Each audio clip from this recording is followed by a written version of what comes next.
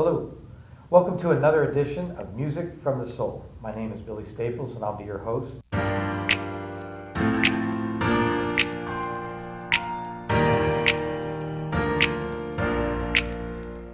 What the concept of this show is to interview athletes, actors, and singers and have them connect with a portion of their life, a time period of their life, and what song really had great meaning during whatever age they pick.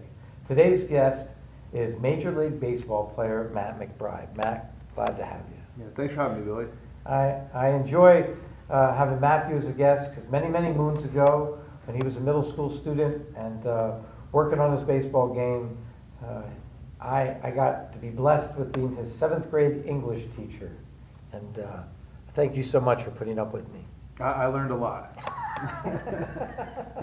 So you go to high school, and it's not like you came out of the chute as your freshman year, and you're a freshman and you're the star on varsity. Even locally, you had to work into it. Can you summarize your 4 years of high school in the steps? Yeah, I was lucky. I went to Liberty High School, and we have a great program there. It was a great bunch of guys. And my freshman year was on our JV team. We had a great team, learned a lot. And then my sophomore through senior year, I was on varsity, and we had a really good team. I started catching, and I mainly caught those 3 years on varsity. I think pitched a little bit, and made the playoffs. And then in my senior year or junior year, we ended up ended up second in the state, which was a really cool experience. So, for all the high school kids or baseball players that are watching it, it's your senior year in high school. You got decisions in front of you. So you can, A, hope to go in the draft, and maybe you're hoping to go in the first 10 rounds rather than the next 10 rounds. You can, B, follow through with these offers from colleges. And where are you at? Where are you really at before you have to make a firm decision? Where are you leaning? Not your parents, not me, not anyone else. Where were you leaning? I think as I got into my senior year, I realized where I ended up going, Lehigh, our Lehigh coach, Sean Leary, who's still there, he had reached out to me. He was the first college coach to reach out to me. And initially I always wanted to go down south and play. Then it was like, I want to get drafted right away.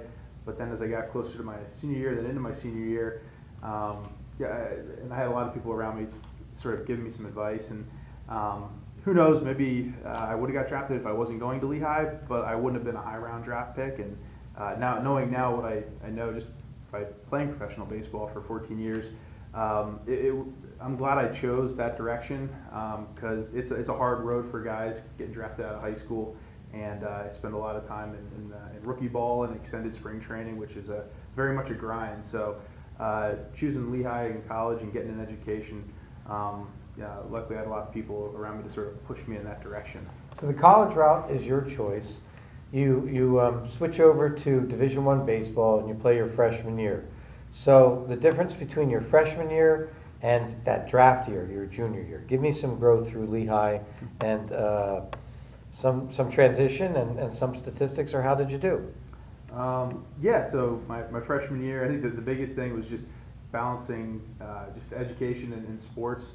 I think that was, a learning experience the first semester, going through those first round of exams.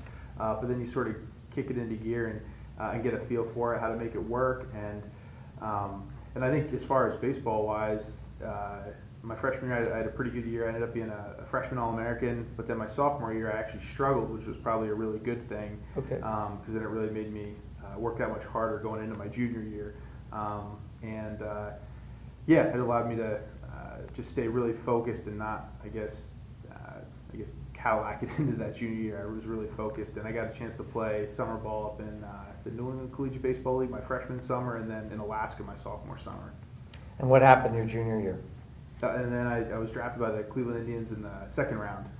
So how much money was in your bank account the day that we sat in your living room and you picked the phone up? I believe it was from the Red Sox, right? Because everything was going on 100 miles an hour. But the phone was going on, and you're going to make a decision. But if we looked in your bank account, the start of that day, how much money was in there? What do you think? Probably whatever my parents had helped me out with.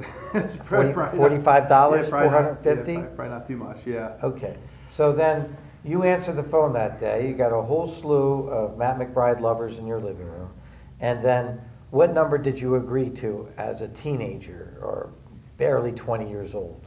What did you agree to? It was 445,000. That's not bad for a day's worth of work.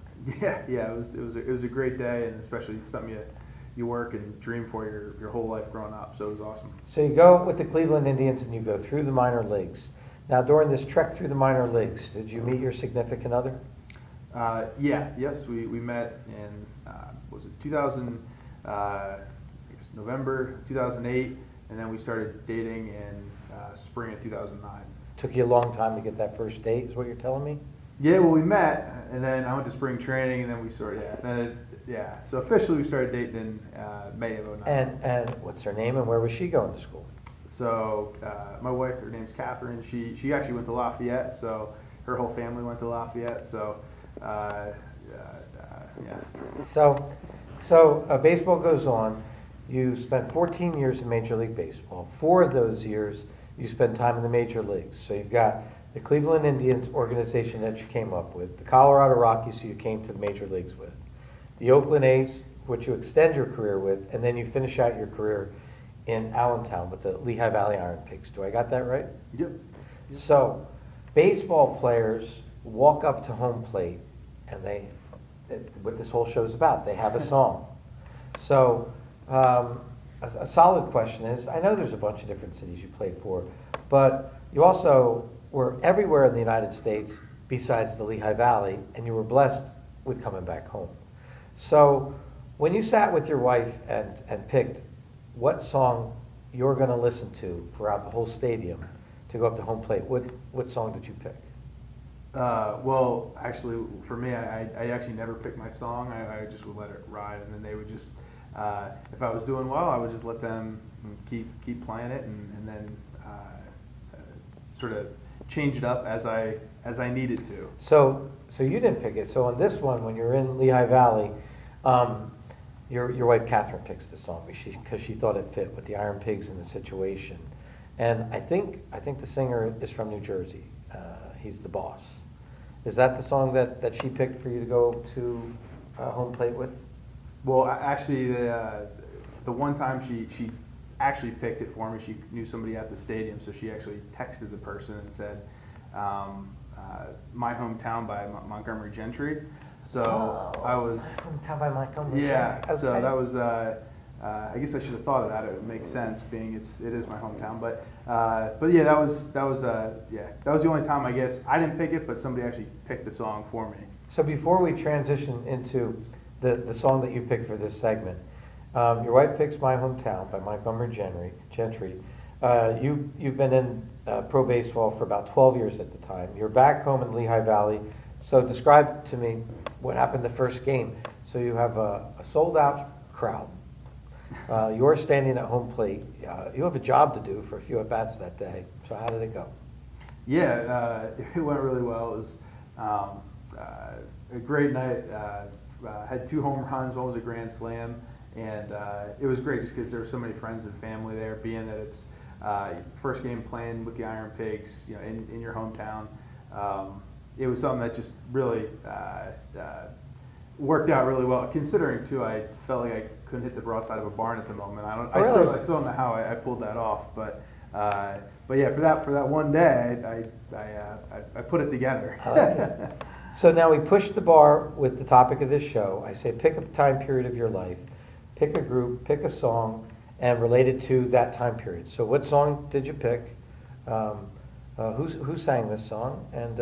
And walk me through this. Got Whatever It Is by Zach Brown Band, and I picked it just because when it came out, it was right around the time when my wife and I started dating. We were with baseball, we would be gone a lot, so it was always on the radio. It always just sort of stuck with us, and yeah, whenever we still hear it, we always think about baseball and start out.